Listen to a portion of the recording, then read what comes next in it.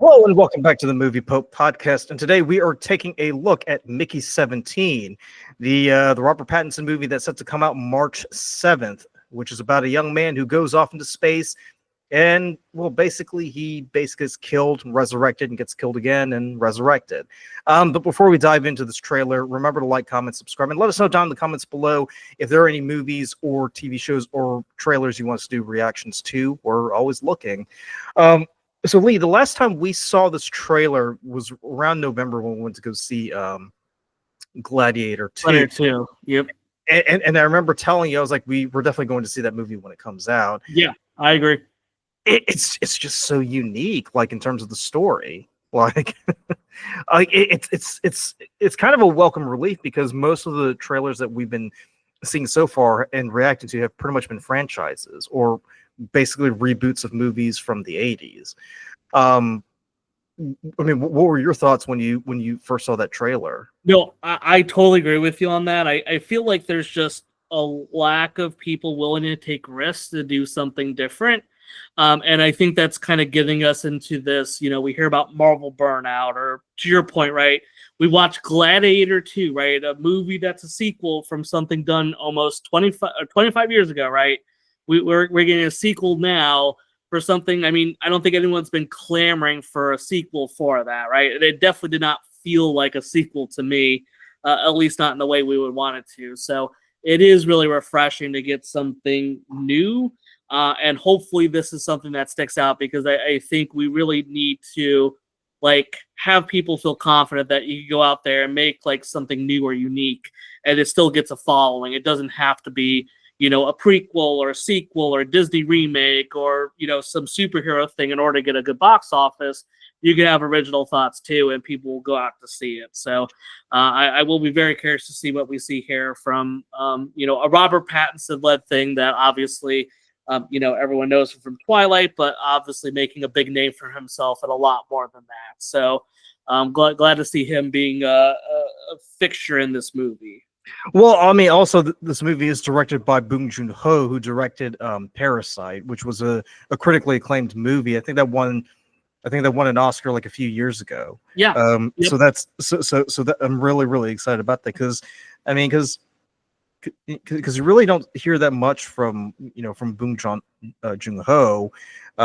So when he came into the spotlight, it made me curious about his work, and I actually did enjoy Parasite. I thought it was great. Yeah, it's a brilliantly executed movie. At some point, we should definitely do a review of that, because it's so original in its premise, and I'm really excited to see just how he's gonna bring that same quirkiness and dark humor to Mickey 17. But without further also ado, broke Snowpiercer 2. I don't know if you know that, but that's he did. One.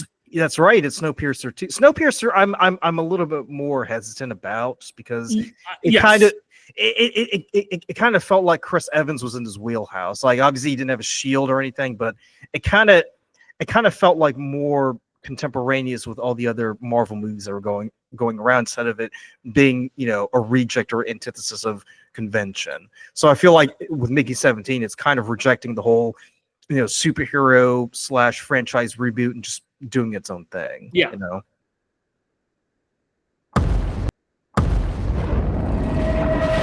On Earth, nothing was working out, and I wanted to get the hell out of there. You're applying to be an expendable? You read through the paperwork. Yeah. I should have read through it. Imagine just being like, I'm expendable. Fill your lungs. Imagine there's an unknown virus in the air, and you're sucking in every single microscopic particle floating around. All the viruses. So good? There really was an unknown virus in the air.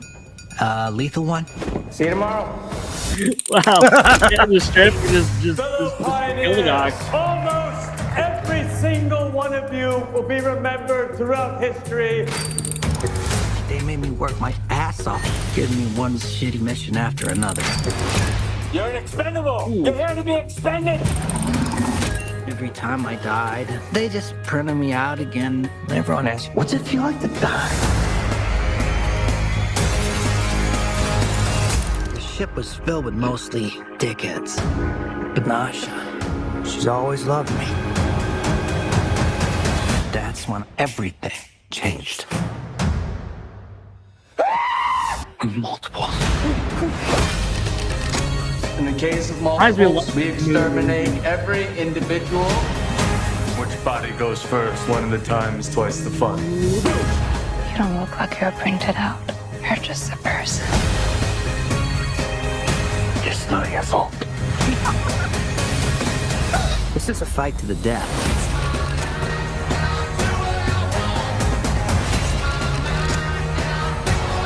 The simple fact is, we're in a state of war.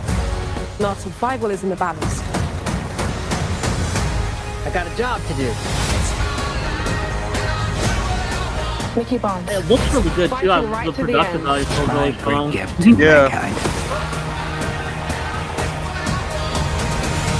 Are you afraid to die? This time I wasn't scared.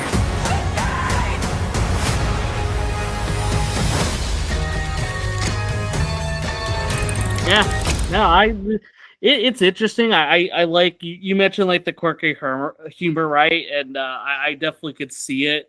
It just some of the interactions.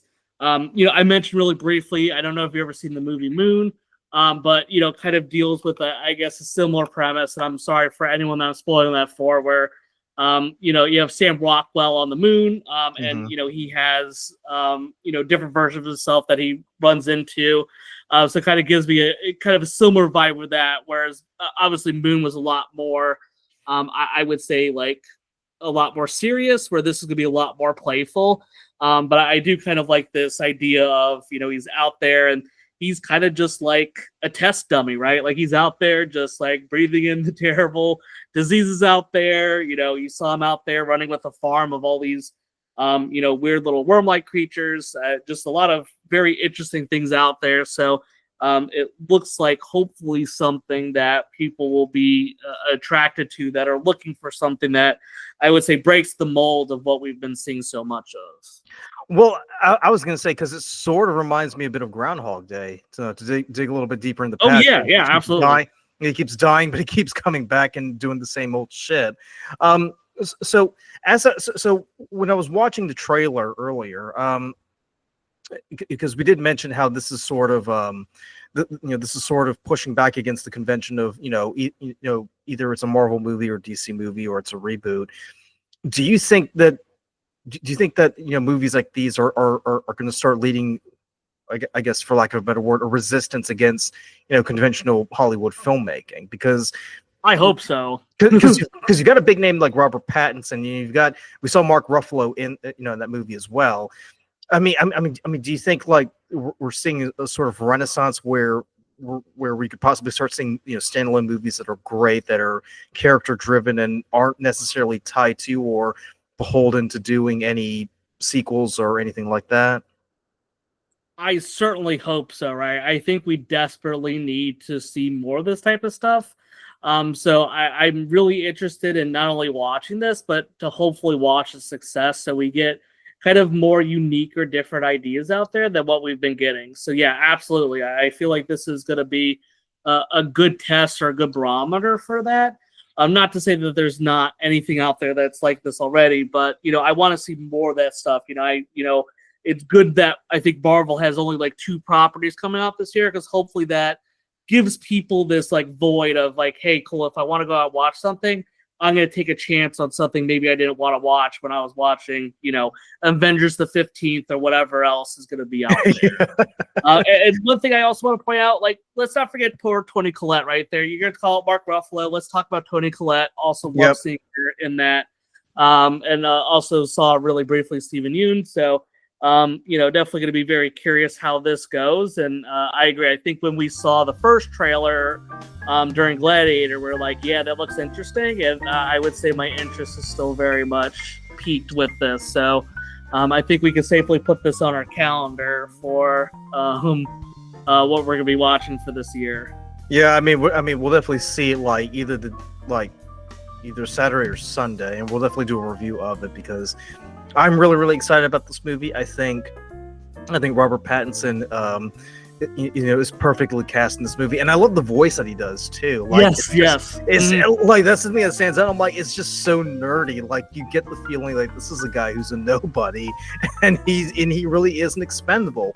Like, he just gets killed and resurrected, and I was gonna say too, because we saw that one scene where it looks like he's aiming his gun at Mark Ruffalo. You kind of get the Snowpiercer vibe, because I know you mentioned it earlier. The sort of like, hey, we're getting tired of being beaten down and downtrodden. Let's go ahead and rise up and take what's ours. You kind of get that vibe, but at the same time, you also, you can also laugh along with it. It's not as serious or as dark or sullen as what we saw in Snowpiercer. Really. Yes. Or at least that's not the vibe we're getting, right? I don't want to underplay that until we see it, but yes, it's definitely not giving me that vibe so far. Right. So yeah, let us know down in the comments below. Are you excited to see Mickey 17 when it comes out March 7th? Is this a movie that you think will definitely lead the way in reviving great movies that aren't tied to franchises? Let us know down in the comments below. And as always, thanks for tuning in, and we'll catch you on the next one.